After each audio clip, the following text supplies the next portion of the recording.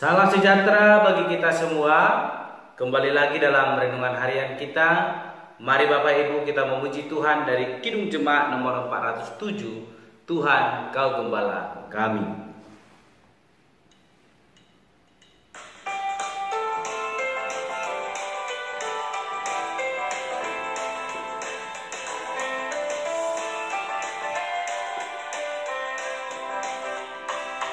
Tuhan, Kau Gembala kami, tuntun kami domba-Mu. Berilah kami menikmati hikmat pengorbanan-Mu. Tuhan Yesus, Juru Selamat, kami ini milik-Mu. Tuhan Yesus, Juru Selamat, kami ini milik-Mu.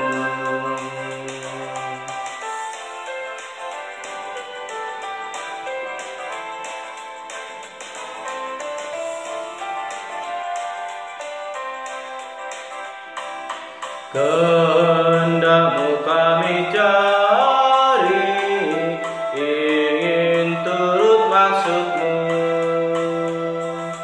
Tuhan, isi hati kami dengan kasih-Mu teguh. Tuhan Yesus, Juru Selamat, tak terhingga kasih-Mu. Tuhan Yesus, Juru Selamat,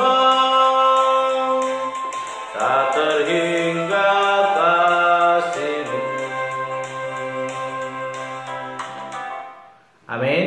Mari Bapak Ibu kita membuka Alkitab kita dari kitab 1 Raja-Raja pasal yang ke-7 ayat yang ke-27 sampai dengan yang ke-39. Demikianlah firman Tuhan.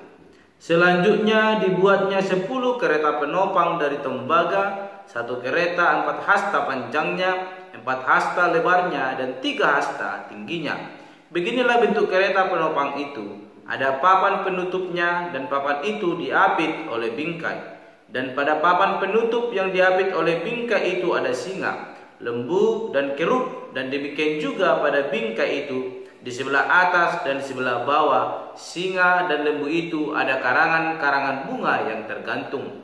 Pada 1 kereta penopang ada 4 roda tembaga dengan poros tembaga, dan pada keempat penjurunya ada sangga untuk menyangga bejana pembasuhan. Sangga-sangga itu dituang, dan di sebelah luar setiap sangga ada karangan bunga.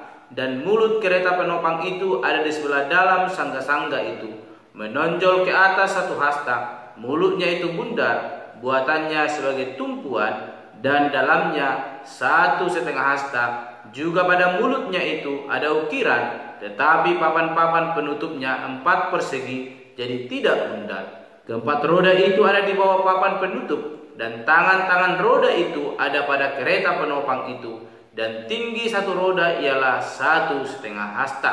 Dan buatan roda itu seperti buatan roda kereta, tetapi tangan-tangannya, lingkarnya, jari-jarinya, dan napnya semuanya tuangan. Keempat sangga pada keempat sudut setiap kereta penopang adalah seiras dengan kereta itu. Dan di sebelah atas kereta penopang itu ada leher bundar berkeliling 1/2 hasta tingginya. Di sebelah atas kereta itu ada pula topang-topang dan papan penutup yang seiras dengan dia. Maka pada muka topang-topangnya itu dan pada papan-papan penutupnya diukirkannyalah kerub, singa, dan pohon korma, masing-masing menurut tempat yang ada, dan karangan bunga sekeliling. Demikianlah dikerjakannya ke 10 kereta penopang itu. Tuangannya sama, ukurannya sama, dan potongannya sama semuanya. Lagi pula dibuatnya 10 bejana pembasuhan dari tembaga. Setiap bejana dapat memuat 40 bat air. Setiap bejana 4 hasta besarnya. Dan ada 1 bejana di atas setiap kereta dari ke-10 kereta penopang itu. 5 kereta penopang ditaruhnya pada sisi kanan rumah itu, dan 5 pada sisi kirinya. Tetapi laut itu ditaruhnya pada sisi kanan rumah itu, arah tenggara. Amin. Bapak Ibu saudara yang terkasih, hari ini kita akan merenungkan firman Tuhan dari kitab 1 Raja-Raja pasal ke-7 ayat ke-27 sampai dengan ke-39 dengan tema berikan yang terbaik. Sekali lagi, berikan yang terbaik.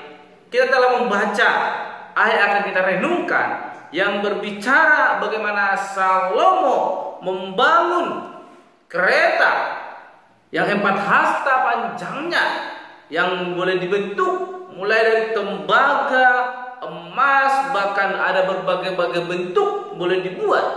Kalau saya membayangkan Bapak Ibu seperti apa bentuk kereta ini, mungkin sangatlah sulit untuk membuatnya.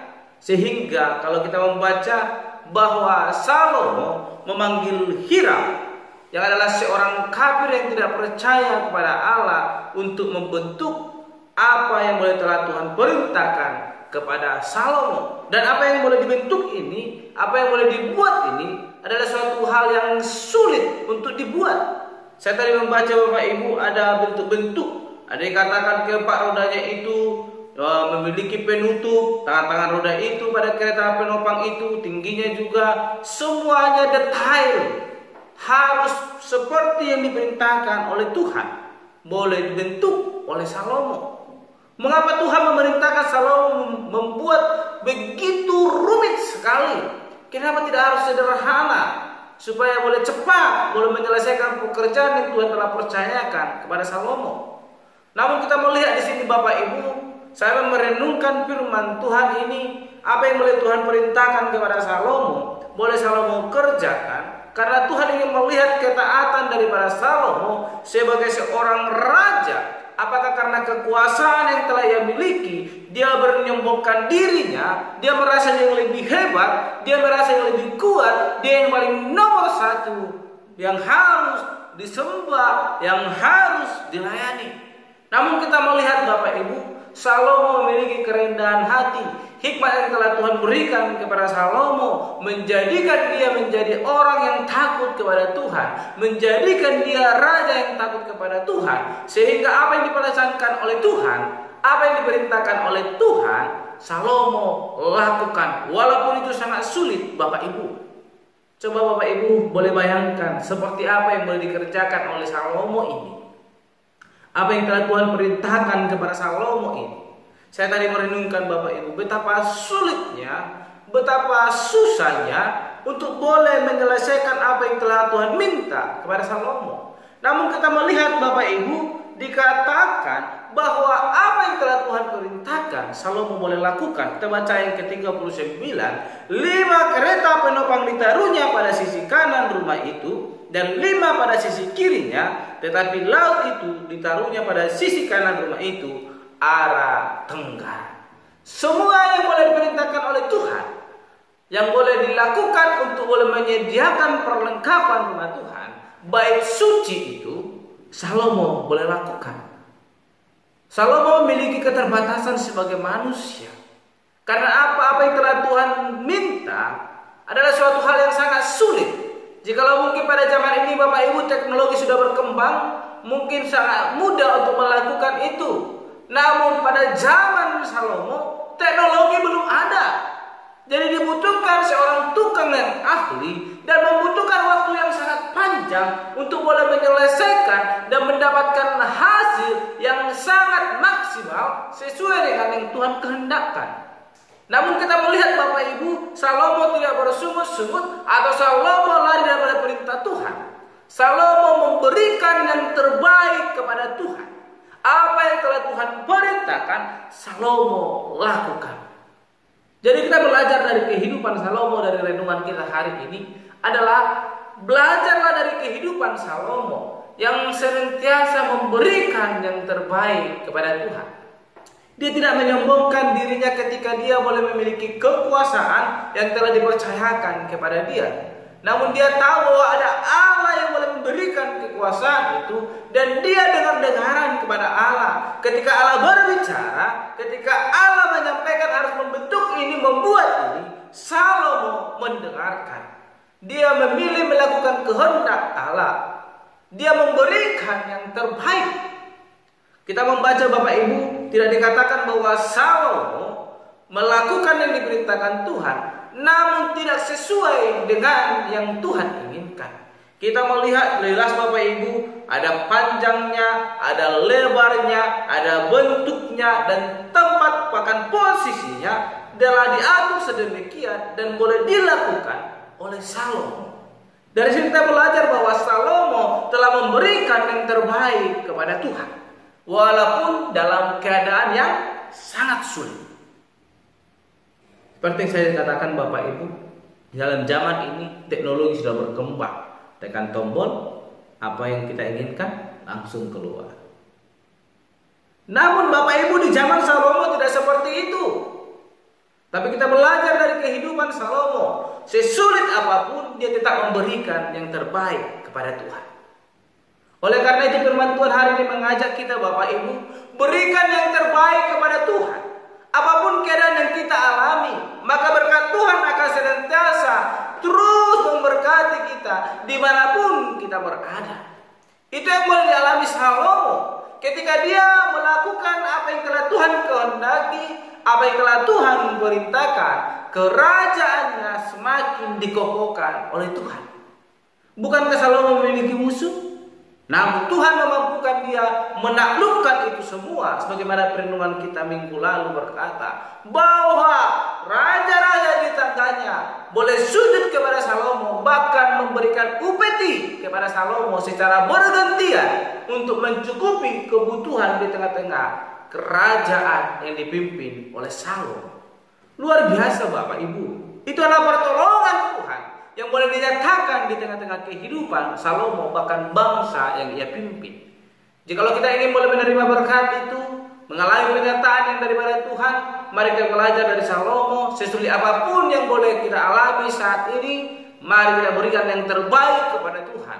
Maka Tuhan akan menolong kita, memberkati kehidupan kita. Apa yang kita akan rindukan, Tuhan akan semakin kokohkan, dan semua itu boleh terjadi sesuai dengan kehendak Allah. Demikian yang dialami oleh Salomo. Oleh karena itu, dari renungan kita hari ini, kita belajar dari kehidupan Salomo. Walaupun ada kesulitan yang dialami sesuai dari permintaan Tuhan, tetapi dia memberikan yang terbaik kepada Tuhan, sehingga berkat Tuhan boleh mengalir dalam kehidupannya. Kerajaannya semakin dikokohkan. Demikian dengan hidup kita saat ini. Di tengah-tengah zaman yang semakin canggih, ada banyak hal yang boleh kita pakai untuk memuliakan Tuhan Allah, menggairahkan hidup kita untuk memberikan yang terbaik untuk kemuliaan Tuhan Allah. Karena Bapak Ibu serta saudara yang terkasih, mari berikan yang terbaik kepada Tuhan. Maka berkat Tuhan akan senantiasa melimpah dalam hidup kita. Amin. Mari kita berdoa. Bapa Surgawi, terima kasih untuk renungan hari ini yang boleh kami renungkan, yang mengajarkan kami boleh belajar dari kehidupan Salomo, yang memberikan yang terbaik kepada Tuhan, walaupun apa yang telah Tuhan perintahkan adalah suatu hal yang sulit untuk dilakukan. Namun Salomo berusaha melakukan yang terbaik, sehingga Tuhan boleh mengokohkan kerajaan. Demikian dengan hidup kami, Tuhan mampukan kami boleh memberikan yang terbaik kepada Tuhan Allah, sehingga hidup kami semakin diberkati oleh Tuhan, dan berkat Tuhan semakin melimpah melingkupi kehidupan kami. Terpuji Engkau Bapa, dalam nama kami berdoa dan mengucap syukur. Haleluya. Amin. Shalom Bapak Ibu. Tuhan Yesus memberkati.